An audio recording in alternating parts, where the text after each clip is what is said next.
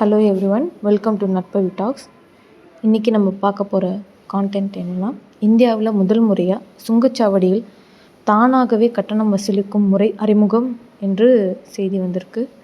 இது நம்ம நாட்டில் ஒரு பெரிய மாற்றமாக பார்க்கலாம். இந்த புது சிஸ்டமோட முக்கிய எய்ம் என்னென்னா, வாகனங்கள் நிறுத்த வேண்டிய தேவை இல்லாமல் ஆட்டோமேட்டிக்காக டோல் கலெக்ஷன் நடக்கும். இப்போ வரைக்கும் நம்ம எல்லோரும் எதிர்பார்த்துருப்போம். டோல்கேட்டில் நிறைய நேரம் டிராஃபிக் ஜாம், வெயிட் பண்ணுவோம், ஃபியூவல் வேஸ்ட்டு, டைம் வேஸ்ட்டு எல்லாம் நடக்கும். ஆனால் இந்த புதிய முறை வந்தால் அதெல்லாம் ரொம்ப குறைவாகும். இந்த டெக்னாலஜி எப்படி ஒர்க் ஆகும்னா, வெஹிக்கிள்ஸ் இருக்கிற ஃபாஸ்டாக் மாதிரி இல்லை, அதற்கும் மேலே அட்வான்ஸு சிஸ்டம் யூஸ் பண்ணுவாங்க. சென்சார்ஸ், கேமராஸ், ஜிபிஎஸ் ட்ராக்கிங் மாதிரி டெக்னாலஜிஸ் யூஸ் பண்ணிவிட்டு வெஹிக்கிள் மூவ் ஆகும்போதே டோல் அமௌண்ட் ஆட்டோமேட்டிக்காக டிடெக்ட் பண்ணி பேங்க் அக்கௌண்ட்டில் டிடெக்ட் ஆகிடும். ஸோ இதில் முக்கியமான பெனிஃபிட் என்னென்னா, டிராஃபிக் கன்ஜெஷன் குறையும், ட்ராவல் டைம் சேவ் ஆகும், ஃபியூவல் கன்சப்ஷன் குறையும், என்விரான்மெண்ட் சேஞ்சஸ் நடக்கும். இது மட்டும் இல்லாமல் கரப்ஷன் சேஞ்சஸ் கூட குறையும்னு சொல்கிறாங்க.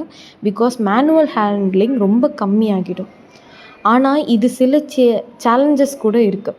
எல்லா வெஹிக்கிள்ஸ்க்கும் இந்த சிஸ்டம் காம்பேட்டபிளாக இருக்கும்னா டவுட்டு தான். பிகாஸ் ரூரல் ஏரியாஸில் இம்ப்ளிமெண்டேஷன் கொஞ்சம் கஷ்டமாக இருக்கலாம். டேட்டா ப்ரைவசி, ட்ராக்கிங் மாதிரி விஷயங்களுக்கு மக்களுக்கு சந்தேகம் கொடுக்கலாம். ஆனால் ஓவராலாக பார்த்தா இந்த இனிஷியேட்டிவ் இந்தியாவோட டிஜிட்டல் டிரான்ஸ்ஃபர்மேஷனுக்கு ஒரு பெரிய முக்கிய ஸ்டெப்பாக இருக்கும். ஃப்யூச்சரில் நம்ம ட்ராவல் எக்ஸ்பீரியன்ஸ் ஸ்மூத்தாக ஃபாஸ்ட்டாக இருக்கும் நம்பலாம்.